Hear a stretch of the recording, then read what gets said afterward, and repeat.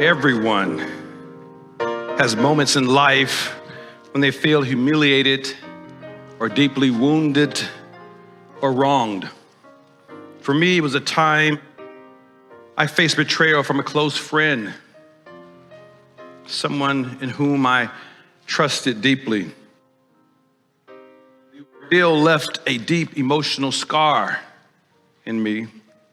For a long time after that, I carried the weight of anger, convincing myself that the anger gave me power, that holding on to it was my way of reclaiming control. But instead, it left me feeling empty, drained of joy, my energy, and even my sense of self. Then I encountered a story about Nelson Mandela, a story that helped me shift my perspective in ways that I couldn't have imagined. Now, he definitely is one of my heroes. But imagine this. After spending 27 years in prison, separated from his family, enduring brutal treatment, and being labeled a terrorist by his oppressors, he refused to let anyone else define him or his struggle. After being released from prison, he was dining one day at a restaurant with his security team when he spotted a familiar face at a nearby table. Without hesitation, he invited the man over to join them. There they shared a meal, exchanged polite conversation, a few laughs, and then parted on warm terms. After the man left, Mandela revealed a shocking truth to his team. He described the years he spent behind bars, not just confined by steel bars, but by the hatred and brutality of his captors under apartheid. He spoke of moments when his thirst and exhaustion were unbearable. Times he would beg for just a sip of water, only to be met by a guard who would brutally humiliate him, instead by urinating on his head. That guard, Mandela explained, was the very man who had just shared their table. Imagine the weight of that moment, the indignity, the isolation, the relentless cruelty that he suffered. Think of the pain Mandela must have felt physically and in his heart, knowing that others took pleasure in his humiliation and suffering. Now, the guard likely expected some form of retaliation, but Mandela's response wasn't vengeance. It wasn't bitterness. Instead, he chose forgiveness. Let that sink in. Forgiveness for someone who had tried to strip him of his dignity and humanity. Imagine the personal power required to sit across from the man who once tormented him, to look him in the eye and relinquish the past. Now, what struck me most wasn't just Mandela's act of forgiveness. It wasn't just an act of kindness. It was a declaration of freedom. By not giving in to hatred, he ensured that his captors could no longer dictate his story. His choice shows us that forgiveness is not about forgetting or excusing. It's about reclaiming your power, reclaiming our power. Now, despite the 27 years of atrocious captivity, he reclaimed his story. Now that, friends, is what owning your story looks like. Our lives are often feel like they're being written by forces beyond our control, by circumstances or by other people's decisions, even by our own experiences of pain and fear. It's easy to believe the story is already set, that we're merely characters playing out a script. what if that's not true? What if it isn't true? What if even in our darkest moments, we still have the power to shape what happens next? Many people feel like life is happening to them. They feel trapped by the systems, by relationships or personal struggles that define their lives. But what if the power to turn the page lies within us, within each of us? What if this very moment, what if every single moment you hold an invitation to take control of your story within your hands and heart? Mandela took control of his narrative. He showed us that we all have the power to shape our story. And friends, freedom means that the next chapter is unwritten, and you get to help write it. The choice to rise above suffering and shape the new chapter of our story is one we all have the power to make. Now, there are some folks who believe that nothing happens by chance and that God orchestrates every moment of life, from major events to seemingly minor details, like who wins a sports game and who wins elections, who gets sick, and so on. Now, which for some folk, it can provide a sense of meaning and purpose, even in suffering, so I get that. An often told story from the 19th century is of a well-known Universalist minister who one Sunday morning was exchanging pulpits with a Calvinist colleague who believed in predestination. As the story goes, they passed on the road that Sunday morning on the way to each other's church on horseback. The Calvinist minister yelled out as they passed, "You see, my friend, it's all been predestined." Upon hearing this, the Universalist minister said, "Oh, no, it hasn't." And he turned his horse around and rode back to his own church to deliver the message.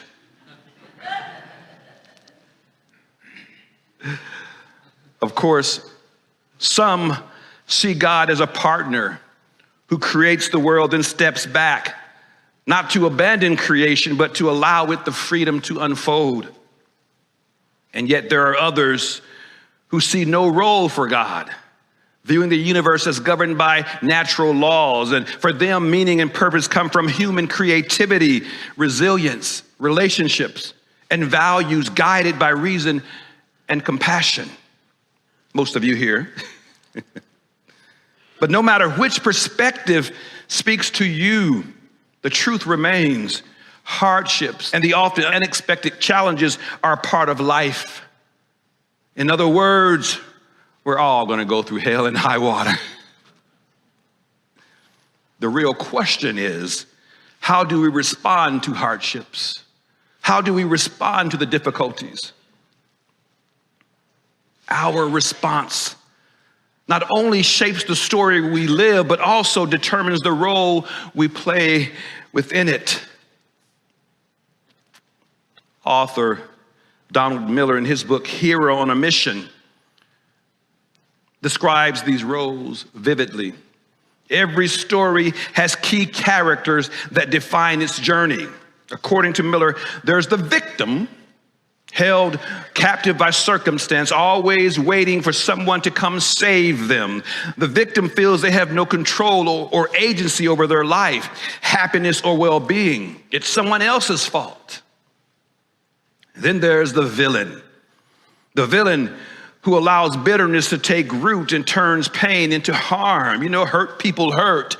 The villain makes other people feel small in order to make themselves feel big.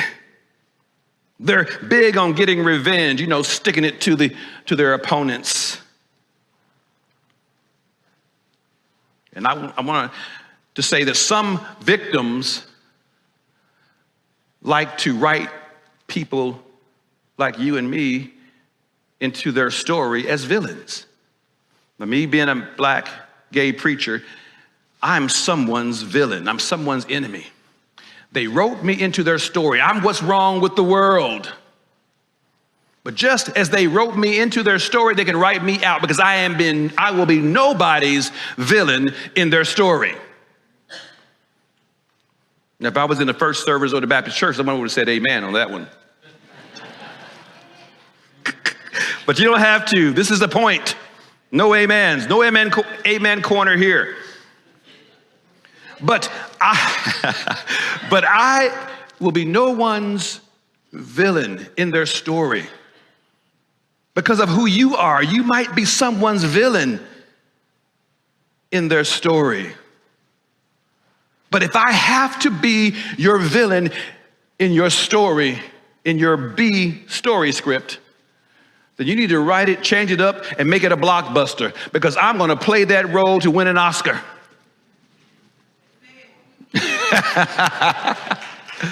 Yes, I'm going to be your villain. I'm going to march. I'm going to stand. I'm going to resist. But I am no one's enemy, and I don't want to be no one's victim or villain. But I digress. That's not in my script. I went off script. But it was my script to leave, right? The victim, the villain, and then there's the hero. The hero is one who faces challenges head on, wrestles with the obstacles in their path, learns invaluable lessons along the way, and emerges not just stronger, but transformed. Then finally, there's the guide, the one who draws from their own trials and triumphs to illuminate the path of others. Now, we all play these roles at different times in our lives, often without even noticing it. When a setback shakes us or a difficulty shakes us, it's easy to feel like the victim. Then pain and hurt as someone does something to us, and we become the villain. But the real transformation begins when we step into the role of the hero, when we face the facts of our lives and respond with courage. Then, if we met life with courage, we can be a guide for others, using what we've learned to make a difference in someone else's story. Take Mandela, for example. He could have been a victim, or let pain turn him into a villain. Instead, he rose above hatred and became the hero of his life, transforming his suffering into a message of hope and reconciliation. In doing so, he also became a guide, showing others how to live with dignity and purpose, even in the face of injustice. This mindset helps us to turn the page and reshape our stories. But it's crucial. It's crucial to recognize the difference between adopting the victim mentality versus experiencing real victimhood. There are real victims, so I wanted to make sure I acknowledge that. Those forced into concentration camps during the Holocaust, those caught in wars like what's happening in Ukraine and Syria or Palestine, or those who are surviving human trafficking, did not choose their suffering. These are all conditions and circumstances that demand justice, compassion, and action. But while acknowledging genuine suffering is vital, so is reclaiming our power whenever and wherever we can. As Brené Brown reminds us, owning our story can be hard, but not nearly as difficult as spending our lives running from it. Turning the page requires facing our truths with honesty and a commitment to move forward. But I have to admit, turning the page isn't always easy or graceful. Sometimes it's more like trying to flip the page of a book while wearing gloves, and I'm gonna try that. Is it up there on that video? Yeah, I'm gonna try it myself. Somebody gave me these gloves, and they're too small, so they won't fit on my hand, but I'm gonna try to turn this page. See, I'm going to learn how to do it. I'm going to turn one page at a time. And right now it's 5 pages. Huh? Oh, God. Someone said I got to lick it. Someone told me that in the first service. I was like, why am I licking my glove?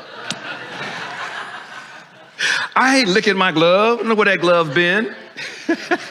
But someone told me that. That might work. But the point is, we keep finding ways. We keep coming up with ideas on how to get it done. We never give up.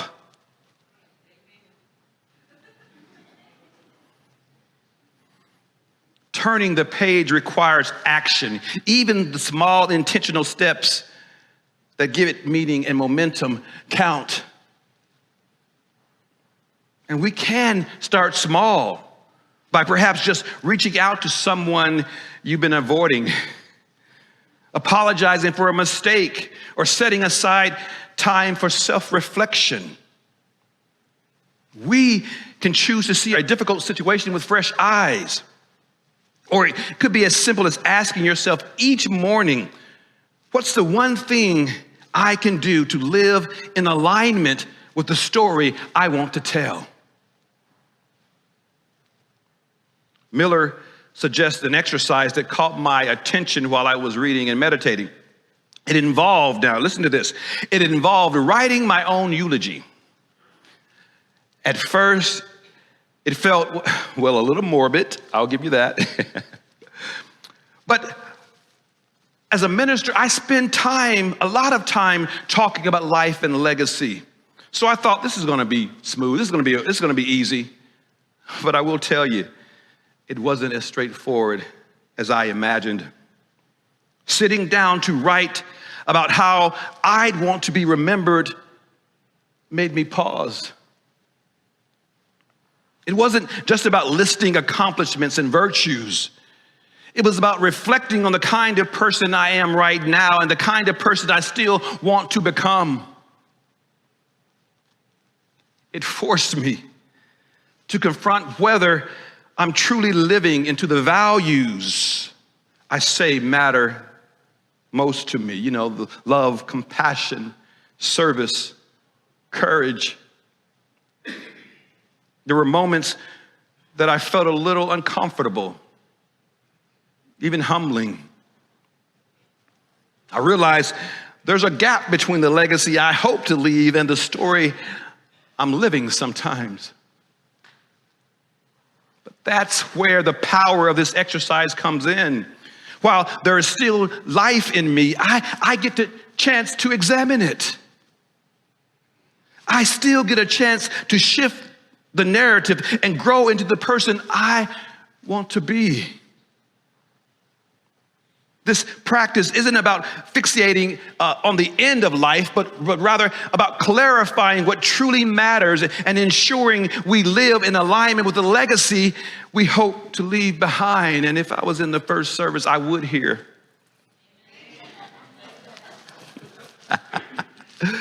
We need to come up with our own word, okay? Don't have to be amen. It has to be something else. All right. So be it. I like that. But it's not about the end. It's about the present, on how we choose to spend the time we've been given, and what number of days ahead are still ours to claim. For me, it's become less about the what and more about the how. How am I showing up in my relationships? How am I investing in the people and the causes that matter most to me? How am I creating something meaningful, not just for myself, but for those who will come after me, for my daughter, for my grandbaby?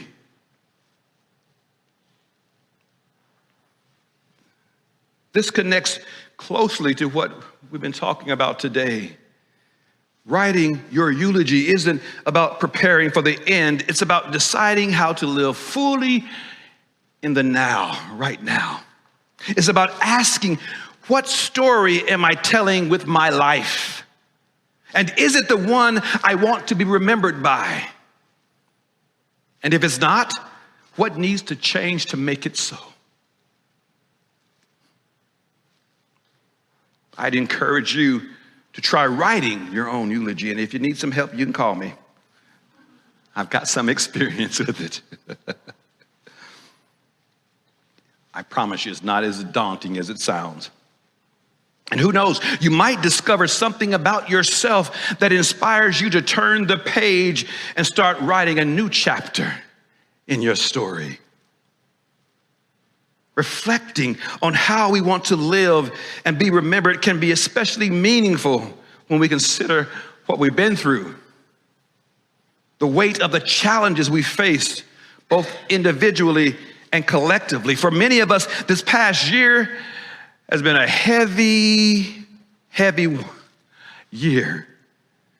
We've faced challenges that felt insurmountable, watched dreams slip further out of reach, and at times it felt like our hope was gone. But I promise you that with every chapter, when every chapter closes, a new one is about to open. So are you ready to turn the page? Are you done with 2024? I know I am. Now, some of us may need to take off those gloves. But that means we need to stop seeing ourselves as the victim and to stop letting the obstacles and disappointments have the final word in our lives. So let's turn the page. And if you don't mind obliging me, body motion, can I see you just turn the page? You're turning the invisible, metaphorical page, all right? So oblige me, if you will. You're turning the page. We're just turned the page on anger and self-doubt, old habits and toxic patterns and relationships we keep falling into. So let's turn the page again. This time we turn the page on regret and shame. No more looking back, no more dwelling on the past, those old narratives that never change. The past is gone. It's time for a new story. So let's turn the page. We turn the page on fear of what the future holds, even fear of what January 20th might bring. We turn the page. Come on, turn the page with me if you don't mind, all right? Turn the page on division, on the us versus them mindset. Baby, we are in this together. We all are in this together. So let's turn the page. We turn the page on indifference, bigotry, and hatred, and all the things that cause harm to others and to ourselves. It's time to choose love, understanding, and compassion instead. So we turn the page, and this time we turned it on ingratitude. Life is short. Look around at the blessings you already have and the opportunities you can embrace right now. So let's turn the page together.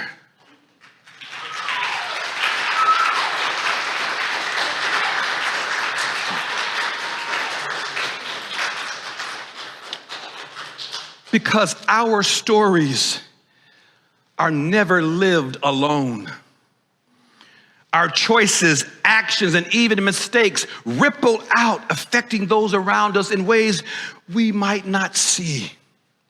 Sometimes those ripples bring healing, a kind word or a helping hand, and other times those ripples bring challenges and a harsh word or a moment of pain.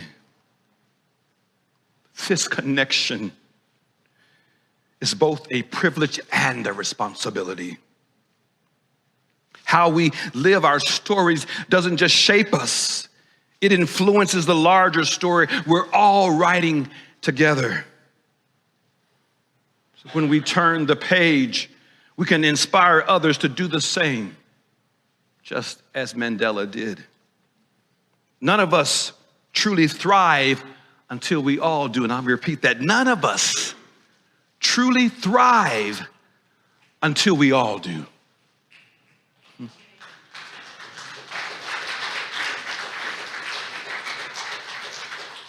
As a community, we have the power to turn the page together.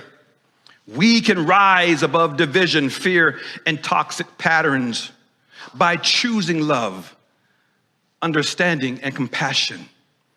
We can become heroes, not just in our own lives, but in the lives of those around us. The next chapter, my friends, is ours to write. And though we may not control the ending, the beauty lies in how we live the story right now. I want you to take a moment, if you will. Close your eyes if you're comfortable. Picture the story of your life. Your life as a story written in a book, with everything that's already happened in the pages that we've already turned. All the hurt, the fear, the mistakes, all the triumphs and trials and traumas. Now imagine yourself turning the page one more time. Feel the weight of it shift. And see a blank page before you. What will you write on it? Now take a deep breath. And when you're ready, open your eyes. That's the story you get to live starting today.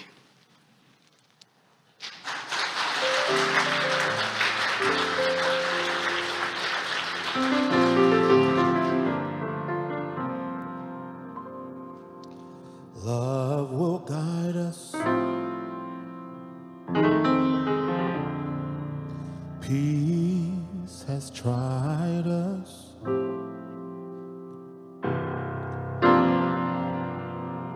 There's hope inside us, and it will lead the way on the road from grief to giving.